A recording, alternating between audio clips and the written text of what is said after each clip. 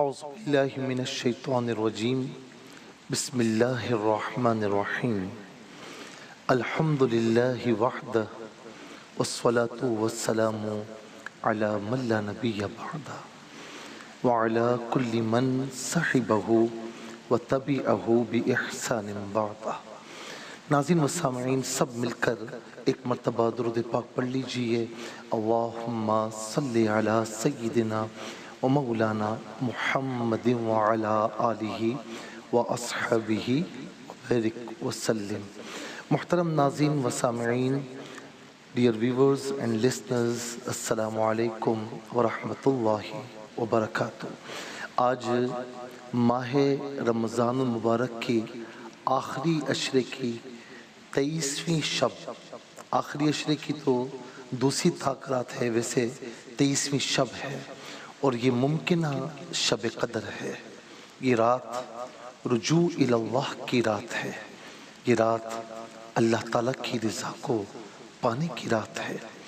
میں قرآن کریم سے کچھ واقعات آپ کی خدمت میں عرض کرنا چاہوں گا کہ اللہ تبارک و تعالیٰ نے کچھ اقوام کے ساتھ کیا معاملات کیے ہیں اور ہمارے لیے حضور نبی کریم علیہ السلام کے صدقے میں توبہ، رجوع الی اللہ کتنی آسان ہے۔ آج ناظرین ہم دیکھتے ہیں کہ گناہ در گناہ ہوتے ہیں، لیکن نہ چہرے مسخ ہوتے ہیں، نہ خدا نہ خواستہ ہمیں دسایا جاتا ہے اور نہ ہی آسمان سے عذاب نازل ہوتا ہے۔ جزوی طور پر تنبیہات کی جاتی ہے۔ آپ اٹھائیے سورہ اعراف اور اس کی آیت نمبر 133 133۔ بنی اسرائیل کا معاملہ ہے اور موسیٰ علیہ السلام کی بارگاہ میں وہ توبہ کرتے ہیں اور پھر نافرمانی کرتے ہیں اور پھر کچھ عرصے کے لیے توبہ کرنے پر مجبور ہو جاتے ہیں، تو پے در پے عذابات کا ایک سلسلہ ہے۔ فرمایا کہ فَأَرْسَلْنَا عَلَيْهِمُ الطُّوفَانَ، ہم نے ان پر طوفان بھیجا۔ فَأَرْسَلْنَا عَلَيْهِمُ الطُّوفَانَ وَالْجَرَادَ، اور ہم نے ٹڈیاں بھیجی، وَالْقُمَّلَ جوئیں بھیجی، وَالضَّفَادِعَ مینڈک بھیجے، وَالدَّمَ خون بھیجا۔ اور فرمایا کہ یہ ساری کی ساری آیات مفصلات ہماری کھلی نشانیاں تھیں۔ معاملہ یہ تھا کہ جب وہ زمین پر اکڑنے لگے اور اللہ تعالیٰ اور اس کے رسول کی نافرمانی کرنے لگے تو اللہ رب العالمین نے طوفان بھیجا۔ اتنا پانی کہ وہ پریشان ہو گئے، ہر جگہ پانی، اور کہاں تک پانی آ رہا ہے، بے انتہا پریشان۔ موسیٰ علیہ السلام کی بارگاہ میں عرض کی کہ آپ اللہ تعالیٰ کی بارگاہ میں دعا کریں، یہ عذاب ہم سے ٹل جائے، ہم وعدہ کرتے ہیں کہ ہم آپ کی بات مانیں گے۔ موسیٰ علیہ السلام نے دعا کی، عذاب ٹل گیا، کھیتیاں ہری بھری ہو گئیں، پھر سے باغات وجود میں آئے۔ 1 مہینہ صحیح رہے، پھر نافرمانیاں، پھر اللہ تبارک و تعالیٰ نے ٹڈیوں کا عذاب بھیجا۔ اتنی ٹڈیاں کہ اللہ کی پناہ، بیٹھتے تو وہاں پر ٹڈیاں، کھاتے تو وہاں ٹڈیاں۔ پھر انہوں نے دعا کی، موسیٰ علیہ السلام کی بارگاہ میں گزارش کی، آپ دعا کریں، ہم نیک بن جائیں گے اور آپ کی ہر بات مانیں گے۔ دعا کی، عذاب ٹل گیا، پھر معاملات خوشحالی کی طرف گامزن ہو گئے۔ 1 مہینہ صحیح رہے اور پھر اس کے بعد دوبارہ نافرمانیاں، پھر جوؤں کا عذاب آیا، یا کہتے ہیں کہ دیمک کا عذاب آیا، جو ان کی ہر چیز کو کھا گئی، اور اتنا پریشان کہ پھر گزارش کرنے لگے، اب آپ دعا کریں اللہ رب العالمین یہ عذاب ہٹا دے، ہم آپ کی فرما برداری کریں گے۔ ناظرین و سامعین، عذاب ہٹا، پھر 1 مہینہ صحیح رہے، پھر اس کے بعد نافرمانیاں شروع۔ اب مینڈک کا عذاب آیا، ہر جگہ مینڈک، پھر توبہ کی اور پھر اس کے بعد وہ عذاب ہٹا، پھر 1 مہینہ صحیح رہے، پھر نافرمانیاں شروع، اور پھر ہر جگہ خون ہی خون۔ یہ قرآن کہہ رہا ہے، آیات مفصلات، یہ ساری ہم نے کھلی نشانیاں بھیجیں۔ کتنے عذابات تھے؟ طوفان، جراد، قمل، دفادع اور خون یعنی دم، خون، یعنی طوفان بھیجا اور ٹڈیاں، پھر دیمک یا جوئیں، مینڈک اور پھر خون. یہ پے در پہ عذابات کا سلسلہ تھا. لیکن بالآخر وہ اسی طرح کرتے تھے کہ توبہ کرتے اور پھر نافرمانی کی جانب چلے جاتے. یہ اس قوم کا معاملہ تھا. اسی طریقے سے ناظرین ایک معاملہ ہمیں یہ ملتا ہے کہ وَاتْلُ عَلَيْهِمْ نَبَأَ الَّذِي آتَيْنَاهُ آيَاتِنَا فَانْسَلَخَ مِنْهَا فَاتْبَعَهُ الشَّيْطَانُ فَكَانَ مِنَ الْغَاوِينَ. سورہ اعراف آیت نمبر 175. یہ بلعم بن باعورہ کا واقعہ ہے. یہ موسیٰ علیہ السلام کے دور کا مستجاب الدعوات تھا.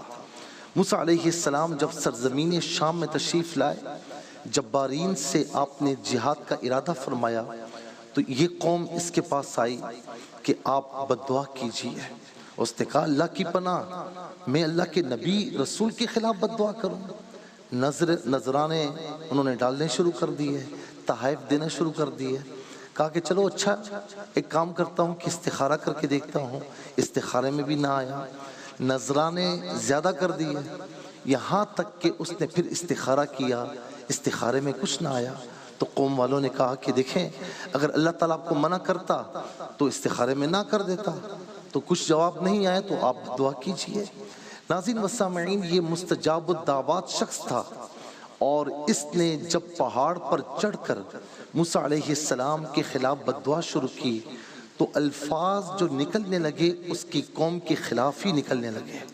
اس کی قوم نے کہا کہ تیرا ناس ہو، تو ہمارے خلاف بددعائیں کر رہا ہے. تو پھر اس نے کہا کہ ہائے میں مارا گیا. ناظرین یہ اتنا نیک شخص تھا، اس کی ہر دعا قبول ہوتی تھی. اللہ رب العالمین فرماتا ہے کہ ہم نے اس کو اپنی آیتیں عطا فرمائیں اور یہ ان سے بھاگا اور شیطان کے راستے پر گامزن ہوا. پھر حال یہ ہوا کہ فَمَثَلُهُ كَمَثَلِ الْكَلْبِ، اس کی مثال کتے جیسی ہو گئی.